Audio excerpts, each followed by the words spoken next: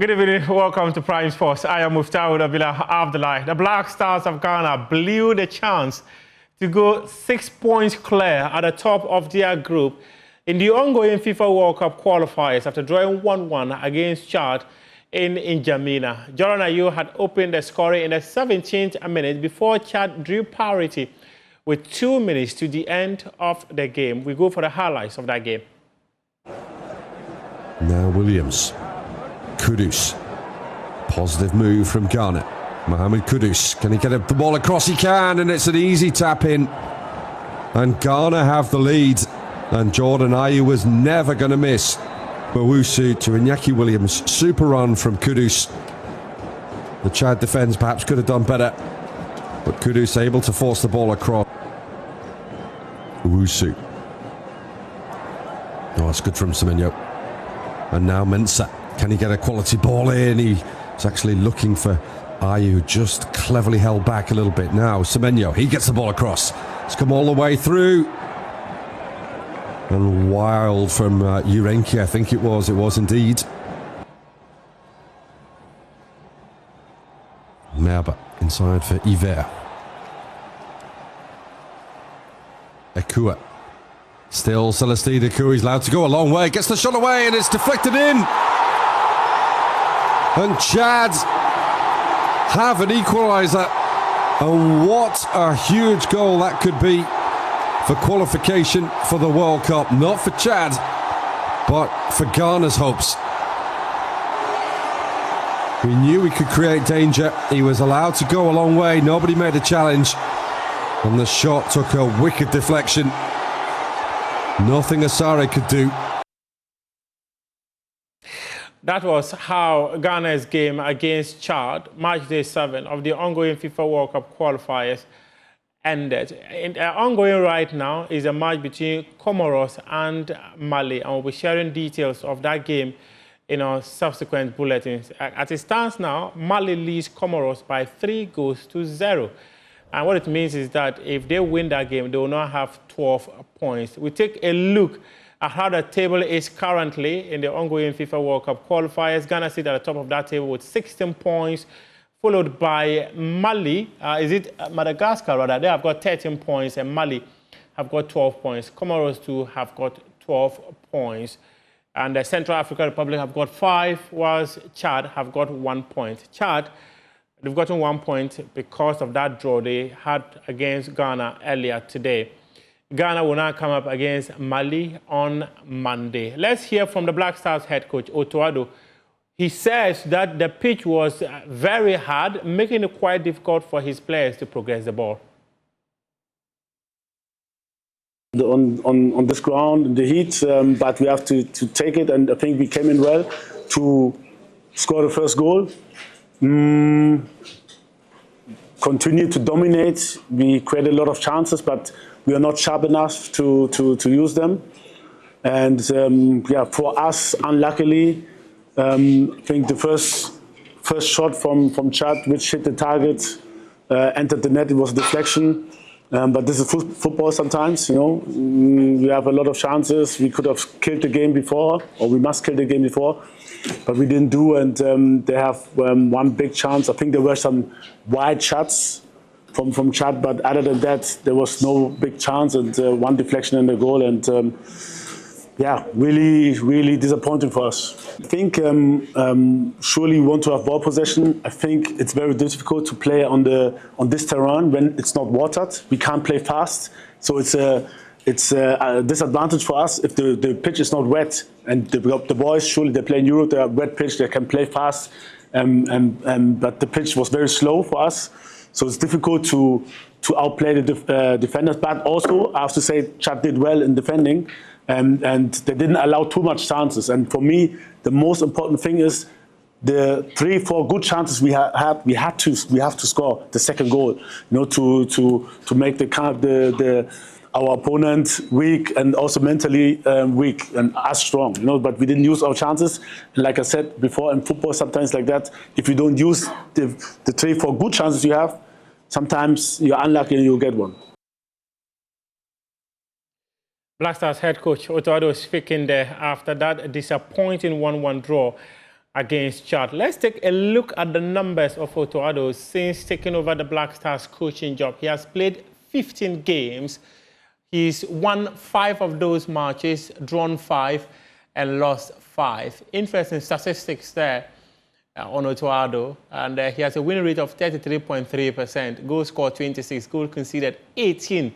So he scored 8 goals more than goals that he has conceded, and he has kept clean sheets 4 times. And I think 4 of those have come in the World Cup qualifiers. Let's go on the phone and speak to former communications director of the Ghana Football Association, Ibrahim Sani Dara, who is also a CAF media expert.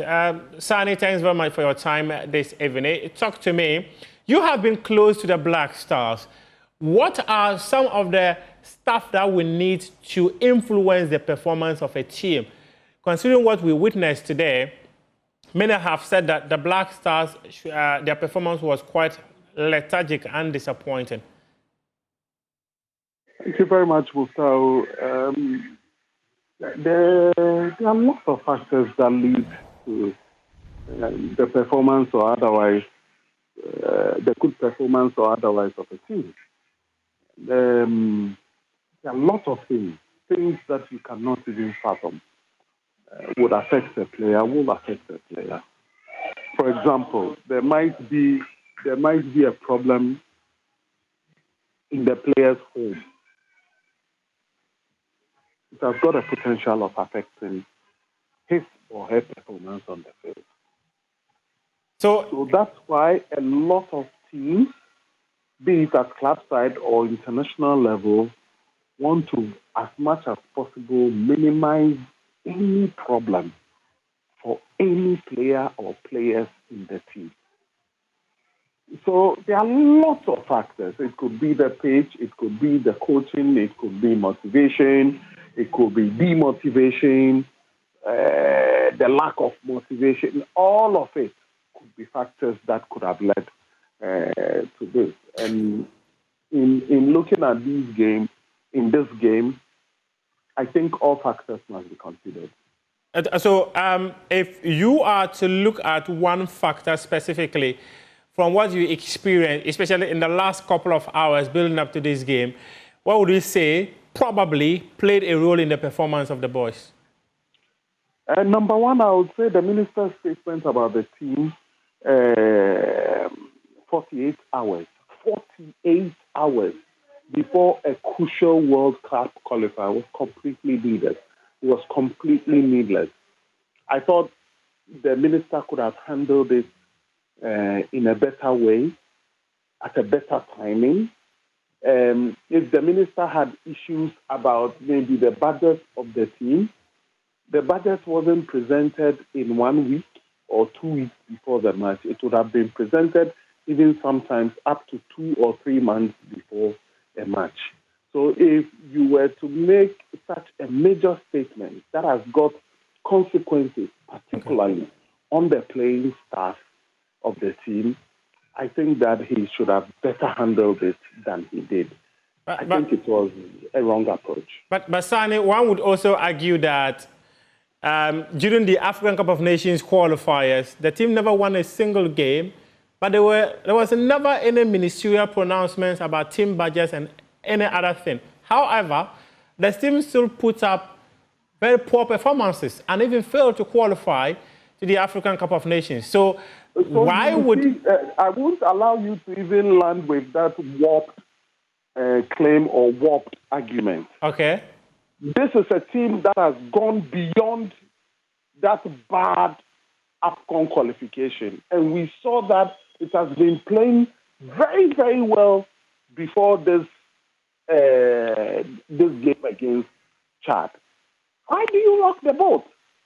But couldn't today also have been a very bad day for the team, considering the fact that they've had bad days? It could have been a bad day for a team, but any sane person would come to the conclusion, even if it was a bad day, would come also to the conclusion that the minister's statement 48 hours before a qualifier would have had an effect on the team. I think it was wrongly timed. It was needless. It could have been done earlier if this is what he wanted. So that is why I said from the beginning of my interview that there are lots of factors. And the minister could be blamed for something he should not even take a blame for. He could be blamed, and a lot of people will blame him. And if they do, they are right in saying so, because the team had gone through a bad patch in the past. They recovered. They were on the verge of doing something nice, and then you pop up out of the blue. But Sani, is there any better motivation for this team than qualifying for the World Cup? Is there any other better motivation? Why would the slash of a team bonus? Is there any demotivating team than just popping up when they were psyched up for all of the action for the minister to come and make these statements? But from where you see, to also turn against the team. From where you see, the coaching was much better, and that is why coaching factors cannot be looked at in terms of the performance of the team today. It can be one of the factors. Like I told you, there could be lots of factors. But you've pointed at that of the minister's statements, claiming that those statements you describe as needless, contributing to the team's lethargic performance earlier today. Yes, it's good. It's good. That is why when you are preparing for a football match, be it at the club level, international or whatever level, you call on your players to focus. You call on them to do everything that is right. So as administrators that know their onions, that know how to manage football teams, will prevent you try as much as possible to minimize any distraction whatsoever. So if we are to say factors that contributed to this thing, yes, you can talk about the coach, you can talk about the players, but you can't also rule out the contribution of the minister. So, Sani, okay, so what must change ahead of that game against Mali on Monday? What must change? Please give the team the focus to focus on the match. The distractions must stop. We were all gingered up to see the Black Stars qualify for the World Cup. We have it in our hands. Now Mali are leading Comoros. Don't you think there will be 500% time gingered to come and play us home? Don't you think we've given everything to Mali now to give them all the confidence to come to Ghana, when we could have killed that confidence by focusing on the match and getting what was necessary for us to say that we had it in the bag? Even though we still lead the group, we don't have it in our hands. Mali, look, let's keep not. Mali have got a very, very, very good team. That's true. Mali have got a very, very, very, very good team. And I thought that, when we are preparing for such an important game, this last needless thing was the last thing we could have, interfered the team with. We shouldn't have done this. It's a massive own goal, to be honest. Everybody would be right to say that the minister had a role to play in this. Wow, quite an interesting one. The minister had people around him who were advising him, who knew their onions and were advising him. They wouldn't have asked him to make such a big statement before a match like this. You cannot rule it out. Yes, we can talk about the coach. Yes, we can talk about the performance of the players. Yes, but we can also not rule out the role of the minister. Okay. We cannot. Okay. Sani, I was tempted to call you Alaji. Sani, thank you very much for your time this evening. I am extremely grateful. Ibrahim Sani Dara is a former communications director of the Ghana Football Association and a CAF media expert. In fact, he's also a football administrator. Let's move on to other stories. A founder of Division 2 side, Kasalgu Aros has FC, and Deputy Chief Executive Officer of the Environmental Protection Agency, Professor Michael Ayamga Adongo, has disagreed with Sports Ministry's decision to cancel winning bonuses for Black Stars Management Committee. The committee members were initially due to receive $10,000 as a winning bonus, but the government cancelled it, stating the reward will be given only after the team qualifies for the tournament.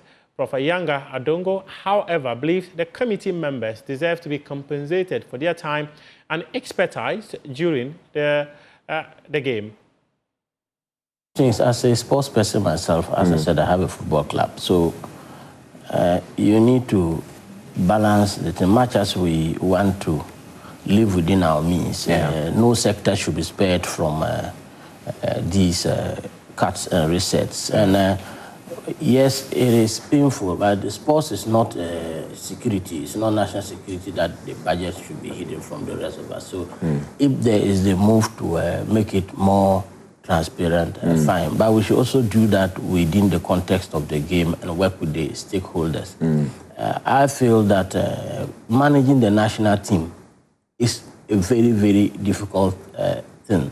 And if you find yourself in the management team, I think that it's a lot of investment of time, of skills, and competencies that you would have spent several years and resources to acquire. So I think that saying you're not going to pay them as a sports person is not. Sometimes I have to go sit in my team there, watch them, because when I'm there, they don't lose games. So there are certain people who come into the team and then they bring a certain spirit. So the idea of not paying them, management I want bonuses. to differ a little bit based on the knowledge I have about the management of football. All right, great. But I think that our budget should be made known and we should live like every other Ghanaian. Let's take you to England, especially in London. Tottenham's long-serving executive chairman, Daniel Levy, has stepped down after almost 25 years at the helm of the club. Levy was appointed in March 2001 and leaves after Spurs won the Europa League in May to end a 70-year wait for a trophy. The 63-year-old was the Premier League's longest-serving chairman and earned an estimated £50 million plus during his time in charge, but he was also the target of regular protests from Spurs fans, especially last season. Tottenham's European trophy success last season came against the backdrop of a difficult Premier League campaign in which the team finished 17th under former manager Ange, who was sacked in the summer and replaced by Thomas Frank. During his tenure, Levy oversaw the switch from White Hart Lane to the £1 billion state-of-the-art Tottenham Hotspur Stadium, which the club made their new home in 2019. Tottenham have been making key appointments in recent months. Before Frank's arrival, the club named Vinay as their new chief executive in April. Peter Carrington becomes non-executive chairman, a new role following Levy's exit. And this is how we wrap up Prime Sports. Here with me, Muftawa Nabila Abla. Head on to myjoyonline.com and read some more sports stories. Up next is PM Express Business Edition, where George Wiafe will be engaging the acting chief executive officer of the Minerals Commission, Mr. Andres Tando. Thank you very much for your company.